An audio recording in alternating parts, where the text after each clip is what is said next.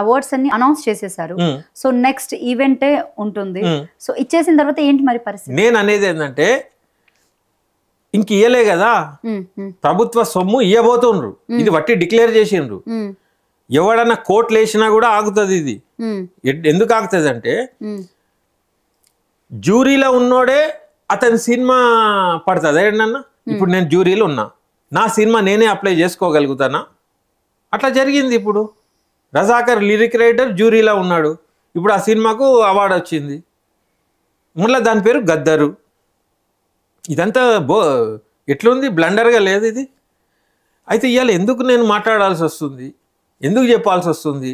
నేను ప్రభుత్వ శ్రేయోభిలాషిని, మీరు తప్పులు చేస్తుండ్రు, మీకు ఎంత చెప్పినా వింటలేరు. ఇప్పటికైనా మీరు సరి చేసుకోండి, ఆ పేరులో చేంజ్ చేయండి. ఒకటే అవార్డు గద్దర్ పేరు మీద గద్దర్ లాంటోనికి ఇవ్వండి, మిగతా అన్ని తెలంగాణ స్టేట్ ఫిలిం అవార్డు అని పెట్టండి. నేను గట్టిగా చెప్తున్నా. ఎందుకు పెట్టాలి? రేపు చరిత్రలా నవ్వుతుంది చరిత్ర. ఇవాళ అంతా ఎడ్డోళ్ళు ఉండొచ్చు సమాజంలో, రేపటి దినము ఇంటలెక్చువాలిటీ పెరిగినాడు, అరే ఎవళ్ళే వీళ్ళు పెట్టినరు, గిట్లుంటుందా అట్లుంటుందా అని విమర్శలు వస్తాయి. మీకు మీరు పిలిస్తే మీ చెవులో చెప్దాము, మీరు పిలిచి మాట్లాడితే 4 గోడల మధ్యలో చెప్దాము. మీరు పిలవనప్పుడు ఎట్లా రీచ్ కావాలి? ఇలా మీరు తెలంగాణ సొమ్ము అంతంత డబ్బు, అవార్డ్ ప్రైజ్ కూడా బాగా ఇంక్రీజ్ చేసిండ్రు. అన్ని పైసలు తెలంగాణ ప్రభుత్వం దగ్గర పైసలే లేవు అనేటోళ్ళు ఈ అవార్డులు ఇచ్చే తొందర ఏమొచ్చింది మీకు అంటున్నా నేను. ఫస్ట్ మీరు ఇక్కడ నిర్మాణానికి ప్రోత్సాహకాలు ఇవ్వండి. తెలంగాణ వాళ్ళు తీసిన సినిమా, ఇక్కడ సంస్కృతి సినిమాలకు ట్యాక్స్ మినహాయింపు ఇవ్వండి, ఏదైనా సబ్సిడీ ఇవ్వండి, ఓటీటీ లాగా టీశాటో ఏదో తయారు చేయండి, ఒక ప్లాట్ఫామ్ తయారు చేయండి, ఇక్కడ వాళ్ళని ఇన్వైట్ చేయండి, ఒక భరోసా ఇవ్వండి.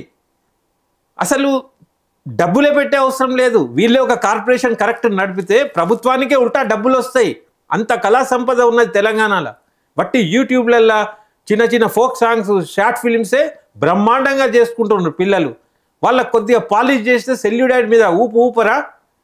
ఇవాళ కమర్షియల్ సినిమాలలో కూడా తెలంగాణ భాషను వాడతలేరా? అంటే సోషల్ మీడియా ప్రభావం వల్ల తెలంగాణ కల్చరు, తెలంగాణది కమర్షియాలిటీకి వచ్చేసింది. కొద్దిగా మీరు సపోర్ట్ చేస్తే బయటపడతారు కదా.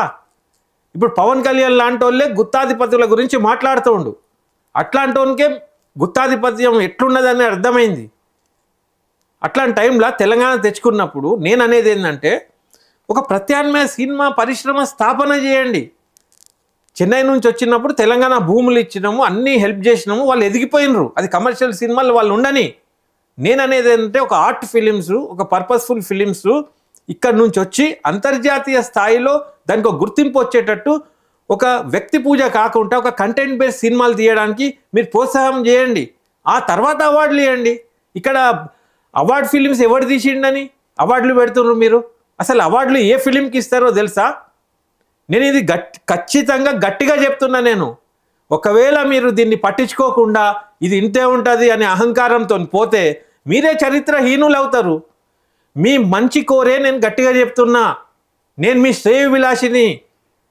తెచ్చుకున్న కాంగ్రెస్ ప్రభుత్వము ఇలా నవ్వుల పాలు అవుతే నాకే సిగ్గుచేటుగా ఉంటుంది. కాబట్టి ఇప్పటికైనా మించింది ఏం లేదు. ఒక సద్విమర్శను మంచి హృదయంతో స్వీకరించి ఒక చర్చ పెట్టండి, పిలవండి తెలంగాణ మేధావులను అందరినీ. 10 మందిని కాదు 50 మందిని పిలవండి, కూర్చోబెట్టండి, అందరి ఒపీనియన్స్ తీసుకోండి, మెజారిటీ ఒపీనియన్స్ తీసుకోండి. ఒకవేళ మీకు తప్పు జరిగి ఉంటే ఖుల్లా చెప్పండి, చాలా హుందాగా ఉంటుంది అది. మీరు తప్పు మీద తప్పు చేసి తెచ్చుకున్న తెలంగాణలో మురళీమోహన్ సెలెక్ట్ చేస్తాడా తెలంగాణ సినిమాలను? అంటే మురళీమోహన్ని నేను తక్కువ చేసి మాట్లాడతలేను, ఆయన ఒక నటుడు.